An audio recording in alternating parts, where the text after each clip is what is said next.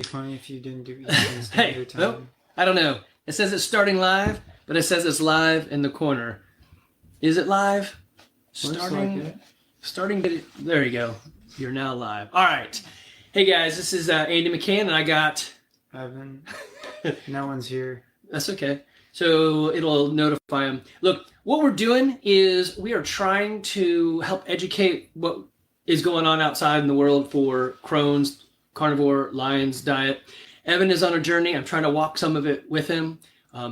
Maybe nobody jumps on, maybe nobody listens, but this will sit here in Facebook, and I'll figure out a way to put it on our podcast as well as our YouTube channel, so that those that are out there on this same weird journey that we're on have at least somewhere to go. So we want to give you as much information as we can. I guess you have to know that I'm an engineer and he's in computer science, so we are definitely not doctors, but this is a journey that we're on. So I think what happens is anecdotes, so a thing in my life that you hear, then becomes stories that are shared, that then becomes replicated by other people, that then maybe becomes tested and tried, and you get to see what goes on once, I guess, maybe they catch up. So this is us on a journey. Is it you? I don't know.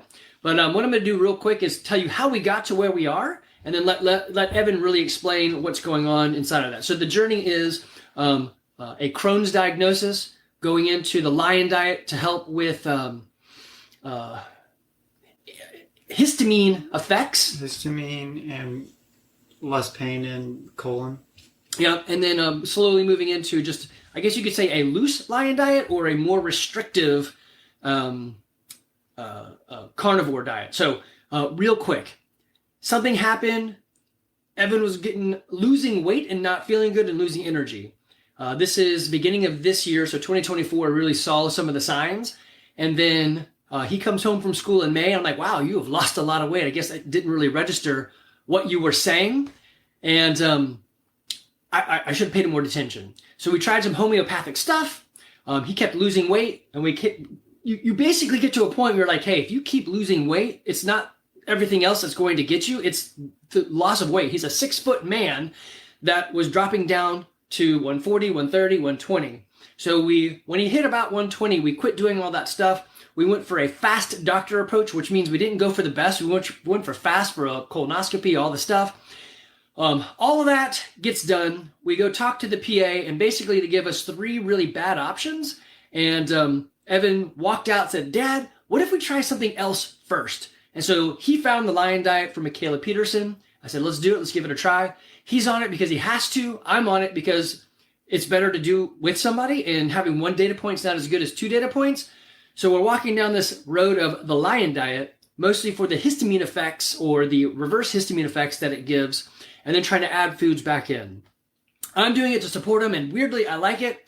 He's doing it because he has to and doesn't really like it. So that kind of... Like it overall, but it's a little too restricted. Right. And I think, as you pointed out, it's sort of a difference between I get to with him and he has to because of this. Yeah. So that's kind of where we're at. It's been about, I think we're starting into the 4th month of carnivore. And over 4th month, because I've just started the 4th month with the GI people I'm working with. And we're going to plug those guys. You know, if you want to do a thing faster, better, hire a professional. So we've got some help. But anyway, that's where we are. We're going to talk through this. It's going to be some carnivore. It's going to be some Crohn's. And again, it's mostly because when we went to go look for information, it was hard to find real people. And some of you have been following this journey, and we want to help you if you're on, in this path.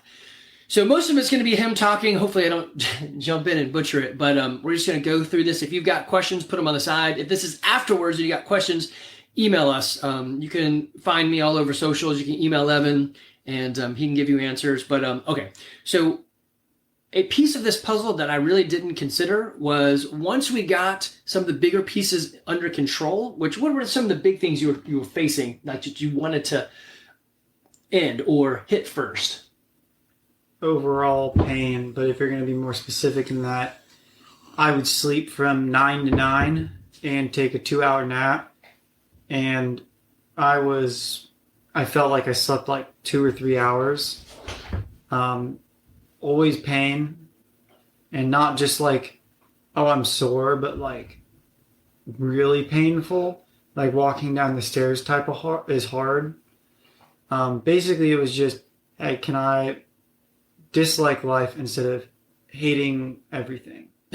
Right. No, and we saw that. So when he came home from the summer, that was a big part of it, this emotional struggle and the actual physical pain. So first we had to deal with the weight loss and then the pain. And he was doing a lot of homeopathic things, and we cut that off. And a lot of the pain went away when you got off of that, right? Yeah, I was doing too much. We talked about it before. It was too much killing and not enough draining. But I mean, yeah, over the summer, it got better in August, and it's been a lot better since November. But emotional wise, like when the easy mundane tasks like getting out of bed, walking down the stairs, and eating become hard, it's pretty demoralizing, and you try to like get through the day, and all the normal things you don't think about or become a problem. It's like when you get a stuffy nose and all of a sudden you have to think about breathing. Right. Which no one likes. Okay, so we're going to fast forward through that. So Evan has chosen, he's a 20-year-old man. I can't make him do any, I mean, I could try to bend his arm and force him. As parents, we're looking out for his, I want my son to be alive. So that's number one. But I also want him to make choices. He's 20. He can do what he wants. And so we're giving some guidance. One reason I'm walking along with him is if he does a thing and he can only compare it to what he knows, then we don't know if it's like, well, you're an anomaly or that's what's supposed to happen. For example, if you eat too much fat, you end up going diarrhea rather than having regular poop. And this is a weird one. We get into poop later on, but it's been 4 months since I've had any sort of fiber, and I'm going to the bathroom just fine. He's a little not as fine, but weirdly... Well, I've been not fine for over a year. Yeah. On the poop scale, because messed up diet beforehand, which pushed me into this, so I'm not a good metric for any of that. True, but I guess what I was trying to throw out to people is that you don't necessarily need to eat fiber in order to go to the bathroom, right? If you were actually okay. So me being okay, him being not, you can see the differences there. But anyway, so what we're going to go into is a little bit just his walk, his journey. So I know there is family out there that finally caught on to, wow, Evan, you've lost some weight. Yeah, no duh. It's been a while. And I'm glad that you're concerned. Part of this is to, if you want to watch it, you can see what he's doing. We're doing the best we can without the PA said, we have a drug that we can possibly give you that'll rewrite some DNA, and maybe it works, maybe it doesn't. 50% of the time, we have to cut your colon out anyway and give you a colostomy bag. And he was like, oh, hell no, let's do something different. Yeah. So that's what they said. And I said absolutely not.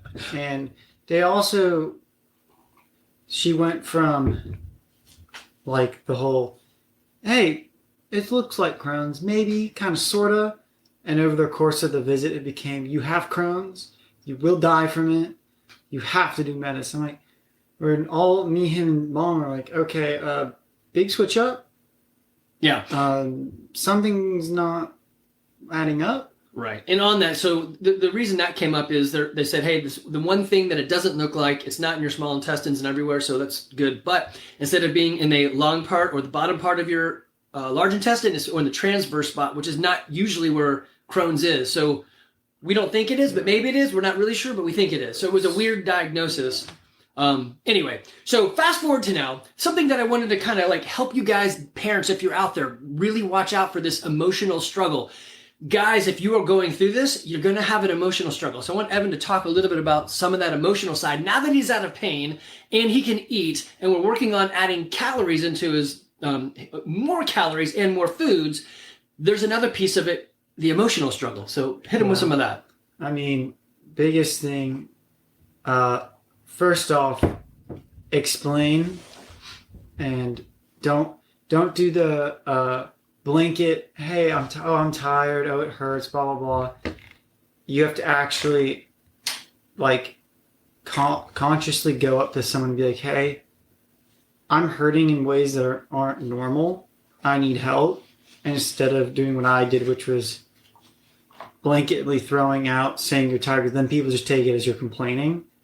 And when you're hurting, I think the biggest thing is, like, obviously well, you don't really want to do stuff, but you do want to. It's like I can't, but I want to. And just for me, it was patience. You'll get there eventually. And just remember that you felt this way. So that way, when you get there, you can be thankful about it and be like, hey, thanks God. I appreciate it. Like, even like the mundane things, like the fact that you can get out of bed and make your own food. Yeah, sure, 90% of people can do that, but some people can't, and you should be thankful for that. So Yeah. trying to, and then like that, and then trying to like learn from everything. But I think the biggest thing is at least having one or two people that you can talk about it. They don't necessarily have to have the same struggles. However, having people with the same struggles, at least knowing that someone else has a similar struggle, it's like, okay, I'm not that loser. Like I had doctors say, you have the highest number I've ever seen. You have the highest amount of parasites I've ever seen. I'm like when you have 3 different people tell you different things, like you have the highest, you're the worst I've ever seen. It's like, oh, that's pretty cool.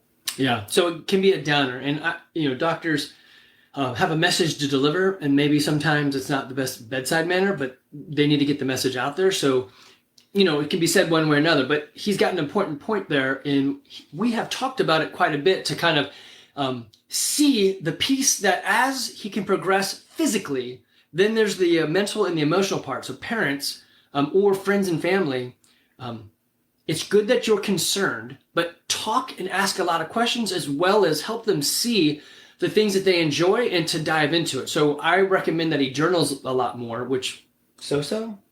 Yeah, I haven't gotten it out in a little bit, but I need to actually go do that. It's been probably half a week. So your thoughts and your emotions, but also to see where you came from. So, hey, remember when you were so much pain and now there's not.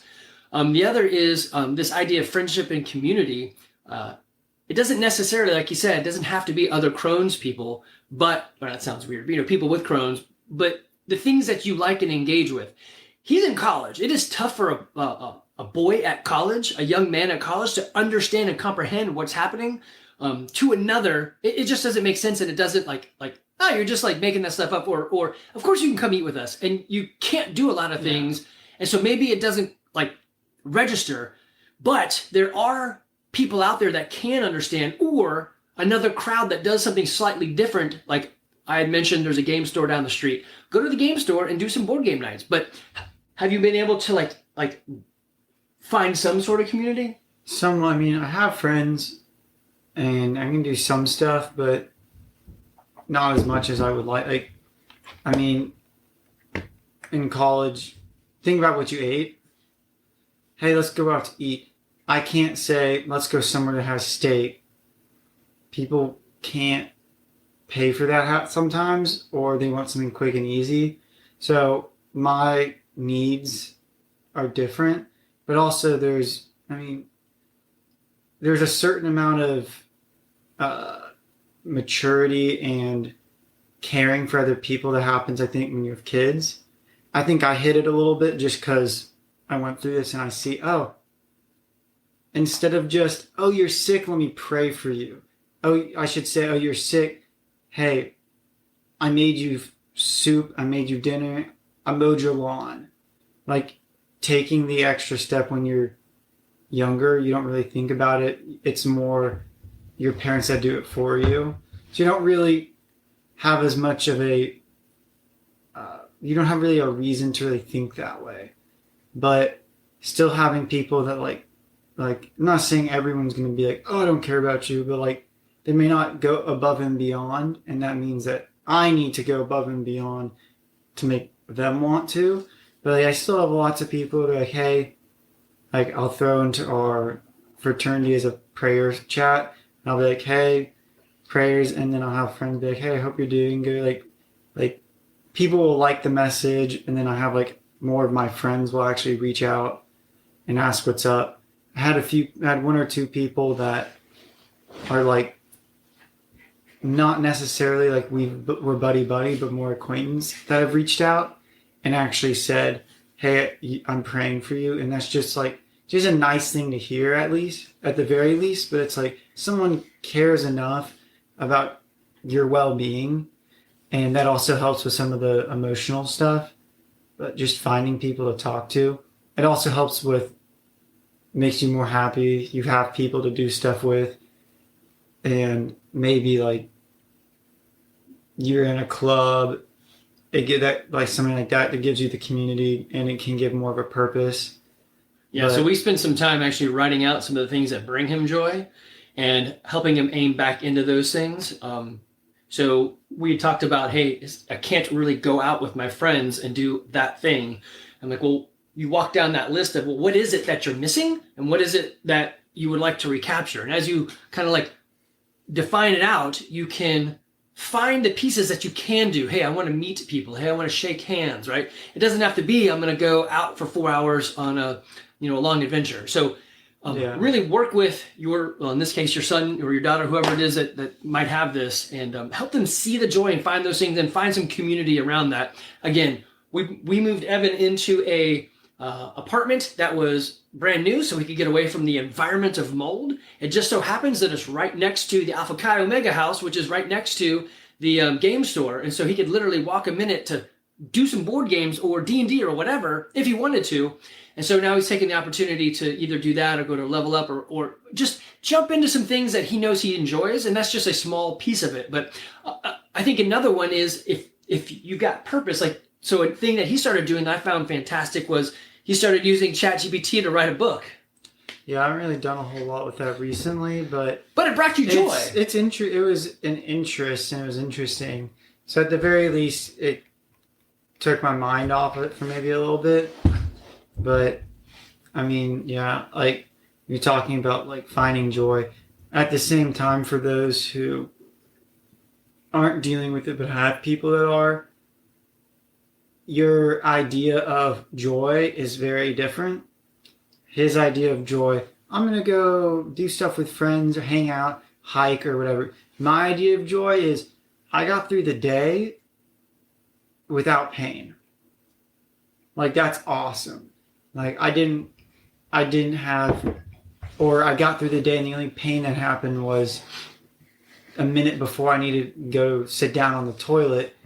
I get, I need to go. Like, that's awesome. Or I woke up and I didn't feel bad. Yeah. Like, that is what the joy is instead of like everything else. It's more of a baseline.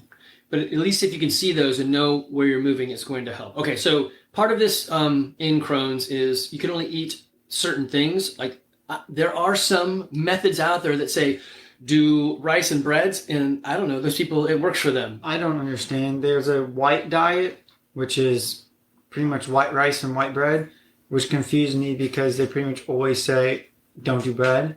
I saw another one that was eat beans. Doesn't make sense to me. It worked for them, so I'm not going to sit here and say that's stupid, it doesn't work. I personally don't get it. Yeah. Other people see the just meat and they're like, that's stupid. I'm like, I wouldn't say that when you haven't even tried. I would just say, interesting. I don't get it. So, however, either way, the best thing would be, like, for me, eating sucks. Or it did suck. It sucks a lot less now. And for us two, the biggest probably difference is he likes to eat. He's like, I can sit down and get my food and we're good. I'm like, I can sit down and eat, but like I like to put seasoning. I like to do all this other like I always like season my steak a lot. I like pepper. Yeah, I'm a functional eater. Yeah. I'm functional like 80%, and then I like to have my extra, and without the extra it kind of sucks. But I tried adding in like some sweet potato, like I found a brand, I think it's Jackson something, maybe just Jackson's. Was it the chips? Yeah, and the sweet potato chips, avocado oil, and sea salt. Not bad. Maybe a little bit like, ouch. But I'll have to try again since I was doing stuff that was messing me up, detoxing wise. But once I taste it, I'm like, cool, I can eat this. I almost want to be like, I don't really care about it anymore. I can just, now that I can choose not to eat it, it's different. But the biggest thing, I'm gotta write that down, salt and electrolytes. I routinely forget to take mine, and I have woken up a few times in the middle of the night to my calf cramping. Oh, yeah. And I'm like, okay, that was stupid. I need to take more. I was like, take it. It doesn't happen. Yeah, so if you guys are doing the Lion diet or contemplating it, or even carnivore, you definitely need to increase your salt as well as the electrolytes. So you need the potassium, magnesium as well. So my calves would sort of cramp when I go to work out, but the more weirder one is when I bend my toe forward, this whole arch thing wants to just cramp down, and it's super painful. So make sure you take your salts. It doesn't really matter what you do. I do the raw one from that LMNT. He's taken a vitamin that actually, so we hired a consultant. They are holistic doctors. So my biggest takeaway from holistic doctors, there are some that are more general, like a general medicine. It's like with the modern example would be, you have the general medicine guy you go to for like your physical or general stuff, and they prescribe your farm, like whatever. They prescribe like, oh, you're sick, take like ibuprofen. And then you have like the guy you go to when you need surgery. The first person we went to was still a bit specialized, but not to the extent needed, and they didn't really know what to do. The guys I'm working with now specifically are gut issues, specifically IBD, and then like IBS, and then they have some cancer patients. They have what's their name? So people can find them. Gut, shoot. What's the guy's name? It's Josh Detch is the guy. You can look up reversing Crohn's on podcast, or is that what it's called? Yeah. Podcast, and it's all there. They have Facebook.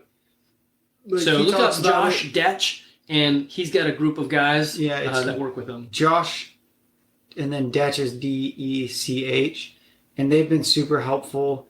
Like, I have a small group, again, community, that talks every Monday. We talk with him. I can see it's me, another dude with Crohn's, a lady with IBS, and a lady with ulcerative colitis, and then a kid that I don't actually know what he has, but anyway, so they get to group up. Yeah, I can see and have commonalities. I can see how they're going through. I see some of their struggles, and it's like I can encourage them to be like, "That's awesome. Glad that's working." Maybe they hear something I'm doing, like the diet, and they're like, maybe I should try that. Yeah. There's like he'll say stuff to them, and I'm like, oh, that's really good. I like that. And then I might bring it up, or I might just do it. Like, there's other things, and it lets you just at least have more people to talk to. I'm going to pull you guys back into food. So this Carnivore Lion diet. So it's basically ruminant meat. So it's like cow, deer, sheep, bison. That's it. Elk. Yeah, it's wild game and beef. That is it. Yeah, and it's got to be ruminant, meaning they eat grass. It doesn't work if it's pig for whatever reason. And they have to have multiple stomachs. Yeah, multiple segments to process the grasses or whatever. Why? I don't really know. It's lower in histamine or something. Michaela Peterson is the one that sort of like figured this thing out. And then salt and water. So we've added in eggs, goat cheese. I added in coffee because and tea. I can, and tea. Like, I'm drinking some now, so maybe not.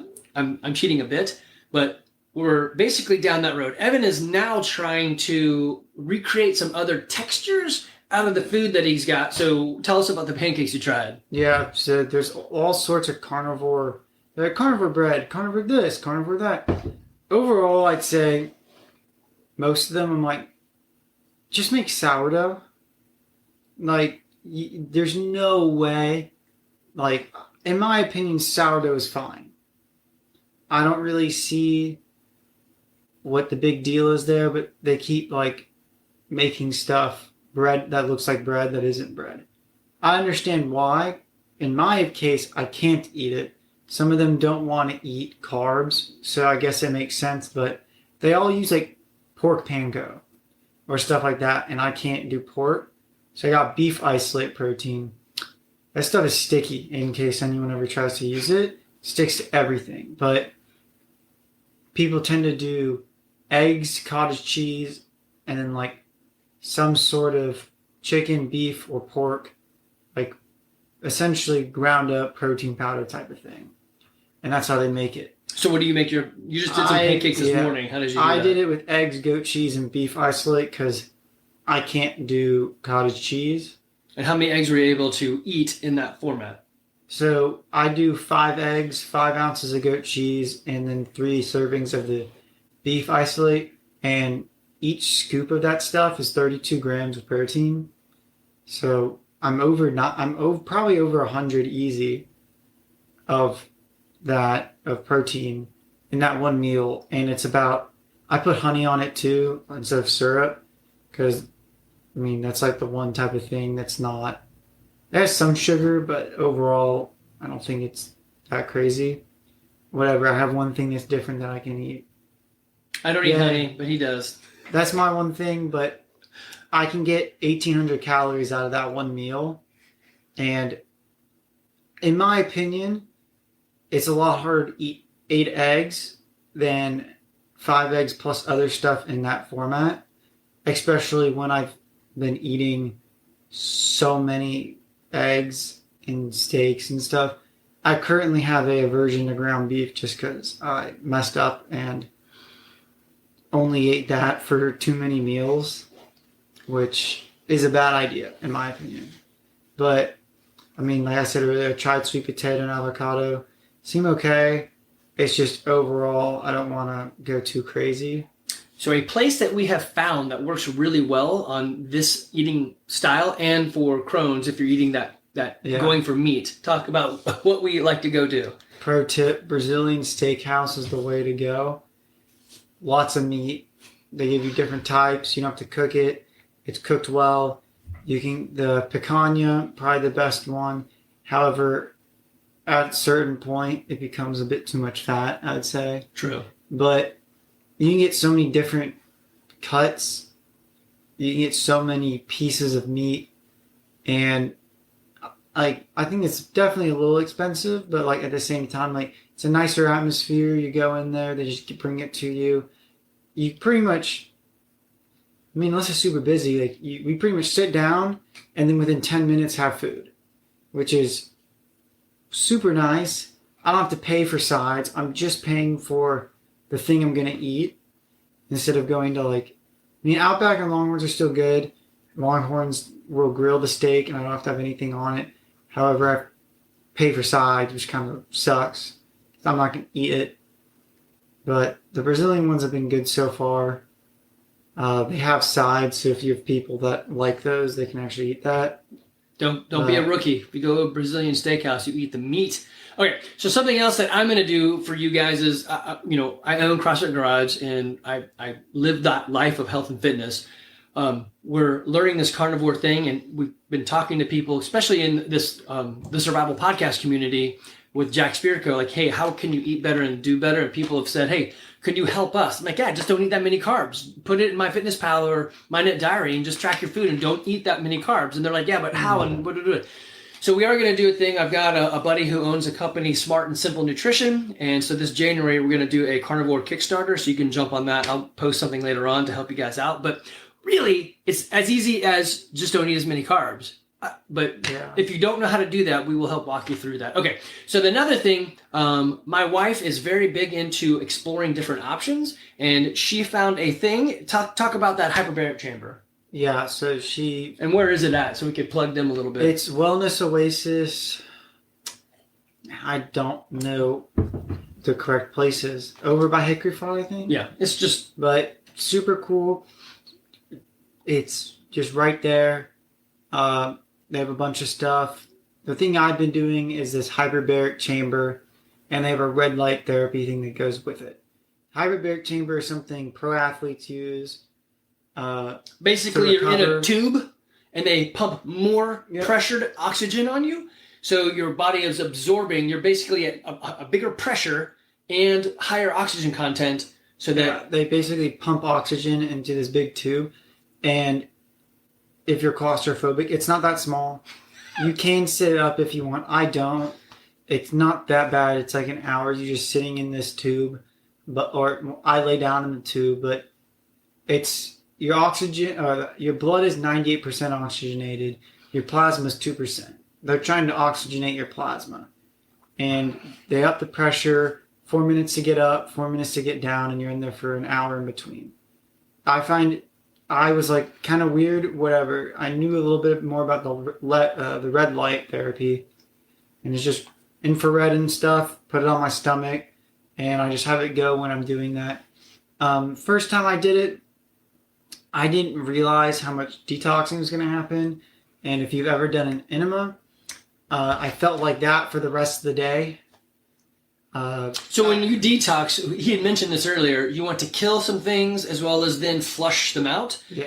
And so the part that many of us don't really think about is okay, how do I flush it out of my system? And so what he came home saying is this extra pressure and oxygen did a thing where it then started forcing or help flush the dead stuff out, which you could show in, going to the bathroom and so forth, or just how you feel. So it's fascinating to see how these different things interact together. It's really interesting. The red light therapy was supposed to help more with, activate mitochondria in that area. But basically, I did it the first day, lots of detoxing. Fun fact, when you detox, you have a metallic smell. Didn't know that at first. Apparently that's a thing. I did it the next day. I also did a massage because driving hurts because it's not enough padding. On his butt. Well, just in general, like sitting in that position for 2+ hours sucks. And that was helpful, though. It hit my lymphatic system a bit much. But after a day, I was fine. And then I didn't do it Sunday, and then I did it Monday. And I'm not doing it today, and I feel great. That was my one worry, is I was going to do too much. Because drainage normally isn't a problem for people. It's detoxing. But I had both. But the drainage has been fine. I've been using, if you really want to do drainage, parasite cleanse or whatever, go to Cellcore. Their stuff is fantastic. My GI people have used many different things, and they say Cellcore is by far the best one. I've been using this thing called Carboxy, and I felt better almost immediately. But it's been good. The only thing that hasn't necessarily been, or it's been pretty stagnant throughout the whole process since July, is weight. I just cannot keep weight on. I'm at like almost 122, pretty much the scale says 121.8 almost every time. And that's even after I went from 25 to 3,000 calories a day. So that's actually, this is something to kind of put into perspective. So yes, on the Crohn's, losing the weight was a big problem because if you lose too much, you die. So that's, as he was dropping, we were trying to stop that. As you can see. When we got on to this lion diet, I lost weight. So eating red meat, eating lion diet is going to... I'm trying to gain weight on a diet. Brian Dean, I see that. I'll call you after Okay, so we can give you a lot of good information. That's my cousin Brian. Thanks, buddy. I'm happy to help. This is why we're doing it, because people don't know and they don't talk about it enough. Yeah. And the stupid stuff we would hear from... Anyway, there's just so much nonsense out there. And the fact that the doctor said, we're going to give you a biological, which basically change your DNA, and it'll help turn off your receptors so you can live like normal, but you'll still have the problem. And we may have to cut your colon out and give you a colostomy bag. He's like, whoa. I'll take the pressure of changing my diet in my life over having... It's just a dumb thing. So totally, Brian, give us a call. Okay, so sorry, back on the weight. I was losing weight. I am eating about 4,000 calories, and he is not. No, so he's eating 4,400 calories, which for most people is, I'm seriously gaining weight. Well, it's an interesting thing. Calories, crazy. The calories in, calories out doesn't work. Yes, I do CrossFit. Yes, I work out almost every day. Yes, but at 4,400 calories, we did it on the MyNet Diary. or 4,200 calories, you would think I would be blowing up. Now, I will say some of my shirts are fitting tighter, so I did lose weight, about 10 pounds, and now I've picked up 5 pounds. So we know that there is an ability to gain weight in this, but when we do your calories, you're still hovering at like 2,800, right? On the low end, if I don't eat enough, but I'm gonna take this off. Yeah. My stomach's hurting me, but my biggest thing. You go that way. Shit. Yeah, sometimes there's pain. So while he goes through that and gets his shirt off, my biggest thing is my weight just doesn't want to go, and most people that do this diet are trying to lose weight. Well, that's true. So I'm trying to gain weight on a diet most people use. He's a 6-foot man that was originally. Watch your words on. I don't know if they'll ban you for saying stuff. I'm not trying to. That's another thing. I'm trying not to curse. Justin, if you're out there, we're trying not to curse as much. It's just difficult. So he went from about 170 pounds down to this 120 pounds, so 50-pound loss, and we're trying to gain that back while adding in foods that he can tolerate. So too many blueberry is no good. 1 blueberry, okay. Too much sweet potato, no good. 2 bites of a sweet potato, okay. Avocado-based ice cream, 1 bite, okay. Right. So we're learning to do it slow, to add things in and give it time. That has a few other things in it though, that are like more like binding agents. I also just don't like ice cream. I just bought it because I thought it was interesting and maybe I could get some calories out of it. Yeah. But I have the pancake thing now, so I don't really need it as much. Yeah. Which is, I feel like it's a weird thing, me saying I don't like ice cream, because most people would say that's weird. Granted, I haven't really tried eating dairy and or cow dairy since I don't even know when.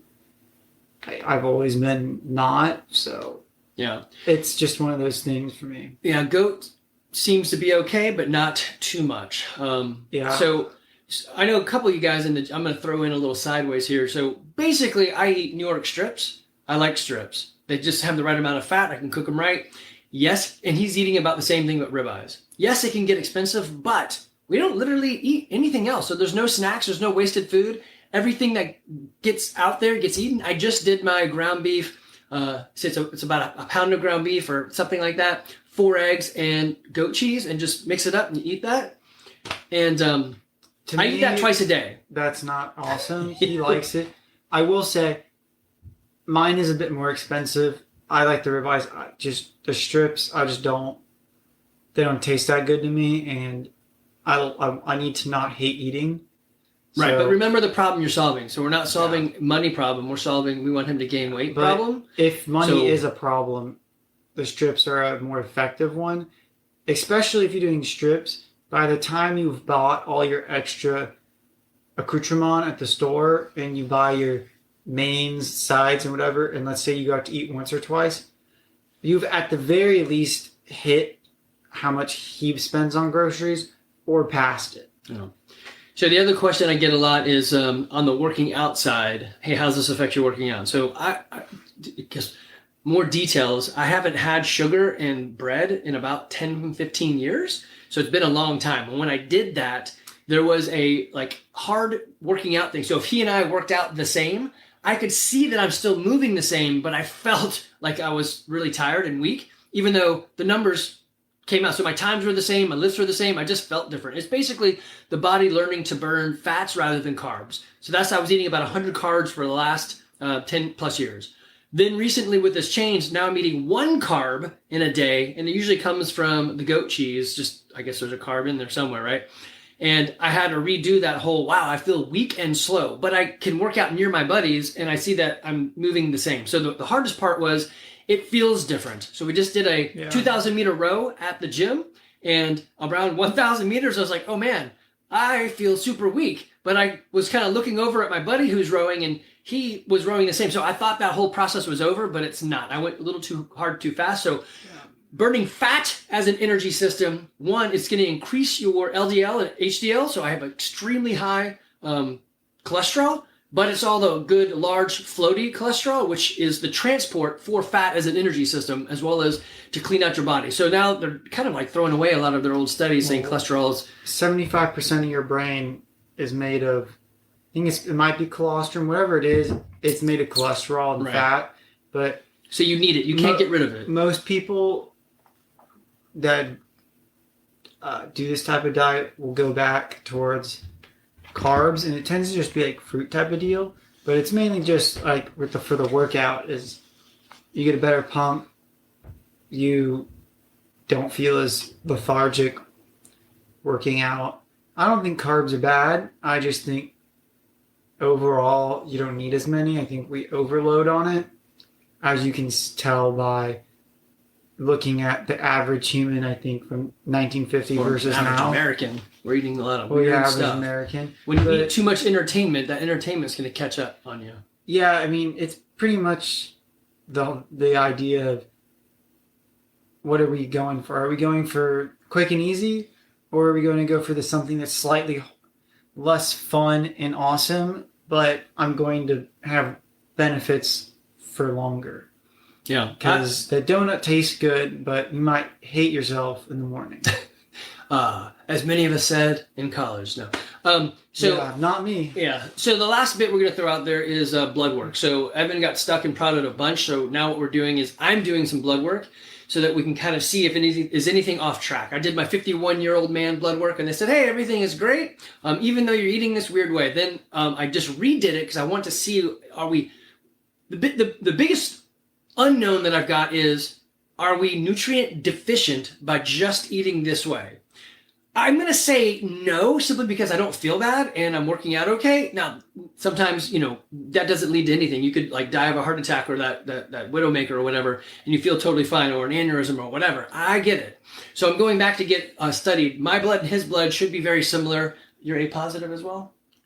Negative. A negative. So we're both, whatever. So our blood's close-ish together and genetically similar, and we're eating the same. Yes, he's got a thing. I don't have that thing. But at least we have 2 data points, his and mine. So we're going to take my blood work first, and then in December when he comes home from school, we'll do another roundup for him. But this way we have something to compare and contrast against. So far, even with the cardiovascular CT scan, everything has come back A-okay, and this is 4-ish months into eating this way. I haven't gotten the nutrient profile back, so we'll see when that comes out.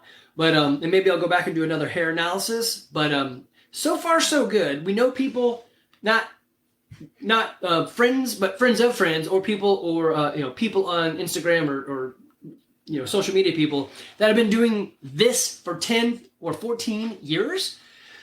So the verdict's still out. But I know some of you guys know us, and you know what we're doing. So you're like, well, I don't know anybody that does this crazy thing. Well, now you do. You have at least 2 people that are doing something different to try to impact your life. Me, for health, I'd like to live a longer time. Him, for health, he'd like to get out of this I would like state. to live, period. Well, yeah. I think the biggest, if you want to look it up, I know is Sean Baker. It's like I think he's 6'4", 200 plus pounds, and he's almost 60, and he looks great. There's another I think he lives in Australia, guy who's been doing this for 10 plus years. There's everyone I see doing this type of diet looks fine. The reason I say Sean Baker is he tests himself and does work on it, because he's literally, he just goes in there and does it all for himself. Personally, just like blood work, since I think it came out to over the 3 months I was home, I got stuck 7 times a month, essentially. So that's twice a week. So I'm taking that burden off of him for right now. And again, 1 is just a data point. 2, you can make a line. 3, we can make a trend, but we don't know a third person that wants to do this with us. So I'm doing it because I love him, and it just so happens that I like this style of eating. Weird. I'm so ready to be able to eat. He doesn't want to do it. Something here's the most interesting food point for me. Most people, man, I'm really craving ice cream.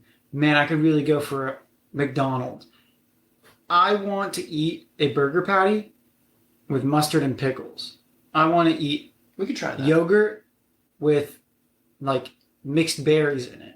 It's just it's interesting to see the things that I want are things people think is too much or that's not enough. Like that's not the treat. And I just think that's very interesting. And then actually speaking on that, something you said earlier, tracking.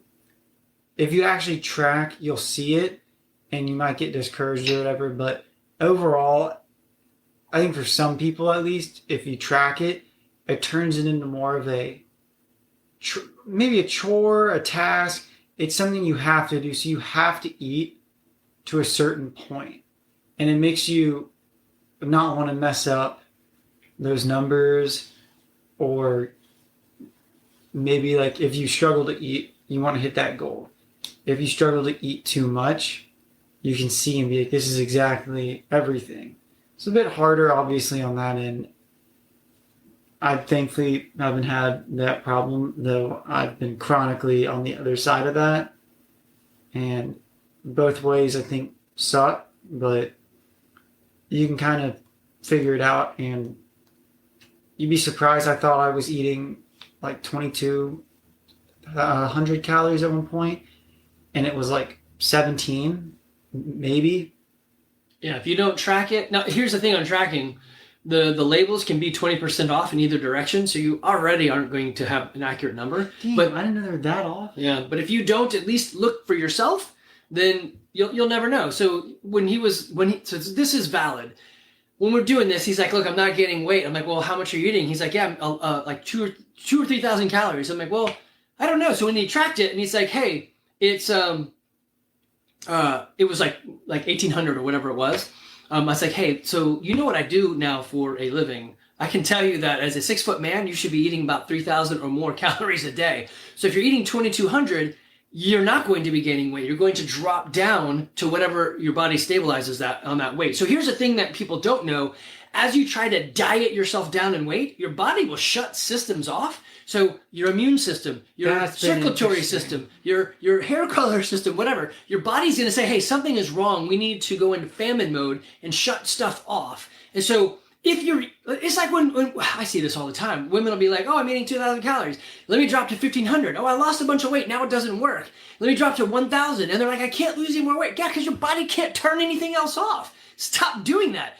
You should increase the amount of your movement and then potentially change what you're eating. Again, I'm eating 4,000 calories a day and I lost weight until now, and I'm gaining a little bit. I have no idea how you're eating that much still. I see Soraya says, hi, Soraya. I don't like meat that much. Yeah, I mean, I would normally have told you steak is my favorite food. Still is, because it's keeping me alive now. But yeah, it's a lot. But I think the biggest thing, if you were to try to do something like this, keeping in chicken, keeping in salmon and other, like salmon and tuna, like just you gotta be careful when it's not red meat, because there's a lot more, like, I mean, we've seen chicken, like there's just stuff with it, or there's parasites in the salmon, which is why I'm not doing fish, because I have parasite problems. But if you can find good quality meat, seasons, and all that, also the pancake thing, just different ways of eating those types of foods. So that way you're not just sitting down with a crap ton of steak. Now, granted, there was one day I drove back up to school and I did go and buy 26 ounces of ribeye and ate all of it within like 20 minutes. And I'm not saying that was smart, but it's what had to be done. And I enjoy that type of meat, like ribeye. Strip, I could not do it. Sirloin could not do it. It's just like there's a certain quality. But I would say overall, like, going hardcore might not always be the best way for most people, but at the very least, going for an 80% meat-centric diet and then cutting out at least most vegetables would be interesting, because from what I've seen, a lot of people see like, oh, that doesn't agree with me. Like my mentor, he had problems, and they say blueberries are really good for you because of I don't remember. They have stuff in them that are good for you. And he was eating blueberries and he was eating asthma. Whenever he got better, he stopped having the asthma and he realized, oh, I shouldn't have been eating blueberries. They were giving me asthma. And I'm like, interesting. To me, at hindsight, you're like, no duh. But it's something that you don't think about. And then if you get to this diet, you can kind of see those things. And maybe that one fruit, food, whatever, you eat avocado and you're like, the top of my mouth is itchy. You're like, okay, now I know. Don't eat that. Which to me is the biggest draw for people in general.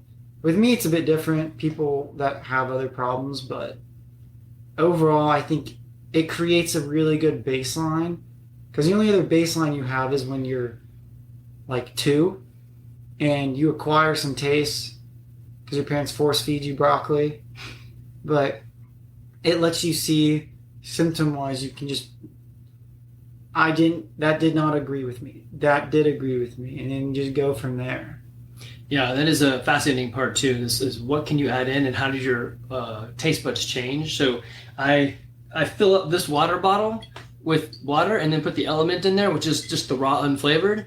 And usually the first sip tastes like it's lemonade. And I know it's not because it's literally the same bottle I've been using and water. But it's weird how having a new baseline, maybe your tongue can restructure, but also you get to see what are these different foods that I'm adding back in actually do to me because I'm not eating that much. So what I would encourage you to do is go look up Mikhaila Peterson. She's the one that coined the term, the lion diet.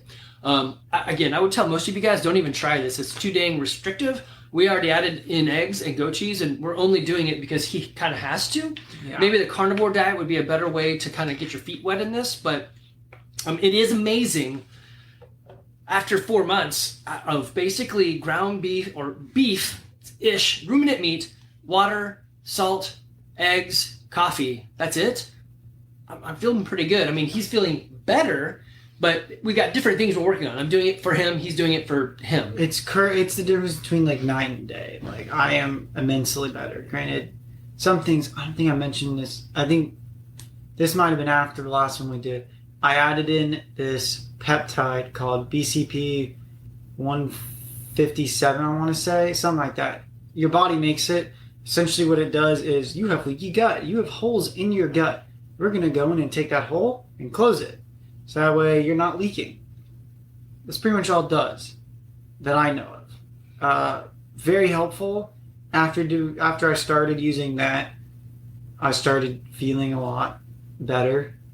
What about the HCl too? That was a good one. HCl, well, that was a whole different thing. That was, well, one, HCl breaks down protein, and I eat some super dense protein foods. So if you don't know, your stomach has hydrochloric acid in it, basically to break down meat. So HCl is the formula. And this is, it goes back to what you're talking about with the your body shuts down systems. I wasn't really making any of that. So when I add that, I can then do more.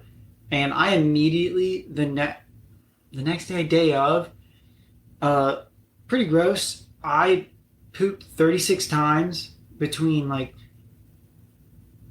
in 12 hours, let's just say. And then that night, I pooped 5 times. The next day, 23 times. So it was basically burning up more and allowing him to flush out. It was disgusting. Also, parents, never underestimate the value of a bidet. Thank you, Vivian and Charles, for saying, hey, why don't you just do that? So if you're on the toilet that much, you don't want to be wiping that much. There's one that we bought on Amazon. It's got like 50,000 stars on it. You'll see it. Just put in bidet Amazon. And super easy to install. And it's super helpful if you're in the bathroom a lot so that you don't get issues down there. Yeah, it has been. This guy installed 3 of them in the house. It's very... Saray. Amen. So I know we'll talk again. Also, I know you were interested in Bitcoin too, so we can talk Bitcoin. Bitcoin's cool. Okay. Anything else? I guess Thanksgiving's coming around. Find some people that, like maybe some family members that you kind of sort of talk to, and actually ask them how they're doing and care. You got to invest. So this has been a big thing for him, learning the investment factor. So at 50, this is a lesson that I've learned. Hey, some of the friends I have aren't really friends that I have. I should have invested more. I realized back in the 80s, I probably would have had autism if they had the ranking scale back then. I just didn't, I still don't have the same emotional capacity as most. I try to be super consistent so that people can like, oh, you know, whatever. But I get it. I don't always see it. So now as a 51-year-old man, I am learning the thing where he's learning right now, which is I need to invest better in the people around me. And so he's seeing that with this thing. I thought I had strong friendships, but it's probably me not knowing how to invest. And then of course, being younger, they don't know that as well. But as you get older, you really start to think about, wow, where are the people that I can rely on? So I guess I would end with maybe the idea of, if you're on this journey, you're not alone. I know not everyone can do it the way we're doing it, but this is why we're putting this out there. So my cousin Brian just posted, hey, I'm going to give you a call. Soraya, same thing. There's things that you want to hear. I don't know. I just feel like there's too many of us try to walk a journey by ourselves. Oh, I'm embarrassed. I'm using a bidet. Who cares? It's great. Use that thing. I'm using it. I have 3 in the house now. Yeah. Don't be embarrassed. Live your life. And really, if people are going to judge you for stuff like that, tell them to screw off. Whatever. Yeah. Those things are awesome. If you can only eat a certain way, man, I guess embrace it. Don't hate it, because then you start hating life. That's what you have to do. But those around you, man, ask questions. Yeah. And you ask questions back into their life. You have family, walk with them. Now, for Thanksgiving, we're going to go to my sister's, but I have told her, hey, we're going to do our own food. Don't worry about us. So don't let your thing be a burden to others. We're just going to pre-eat, and then maybe we'll bring something kind of cooked and then finish it up there. But we'll do our thing, and that's okay. Yeah. Like, I went to the Survival Podcast Fall Workshop, and everyone was doing the thing they're eating. And Jesse, who I roomed with. Thank you for everyone that mentioned me. I didn't realize people actually... Yeah, thank you guys. That was nice stuff. But I called him a few times during. He's like, people were asking about it. I was like, huh? Yeah. So great group of people, great podcast, Jack Spirko and all his crew. But it's easy to stay on track when you have a really good sticky why. Mine is him. His is I want to live, right? I want to feel normal. That's it. Family, if you're out there and you're watching this, or you find this later on, you're watching this, we are trying and we're doing a thing. We're just trying not to do the options that the doctor gave us. Were not great. And part of it too is I react very strongly to medicine, and I don't want to put things in me that I don't fully understand, especially when I know how much exercise, diet, and sleep matter, because I can change my diet every day, 3 times a day, and I can only do the medicine like X amount of times. Right. This is a consistent change that I can make. Maybe both would be good. I don't really care. But, it's figure it out for yourself what's good. And a big thing, care about other people. People don't really care. And that's good and bad, like you're saying with the day. People don't care. People really don't care. But at the same time, people don't care. And if you want someone to, you have to be the one that cares first. That's not even what the podcast is about, but we should have called it that. You got to care first. You're all going to get what you put out. Which is annoying, but It is true. It is true. All right, guys. Hey, if you need us, Evan is here over Thanksgiving. He'll be back for Christmas. He's got an email address. He doesn't share that, but I share all my stuff. You can find me easily. I don't respond. On all of my stuff. I'm happy to help you. Happy to send you to Evan. He's got the journey. I'm just trying to be along with him.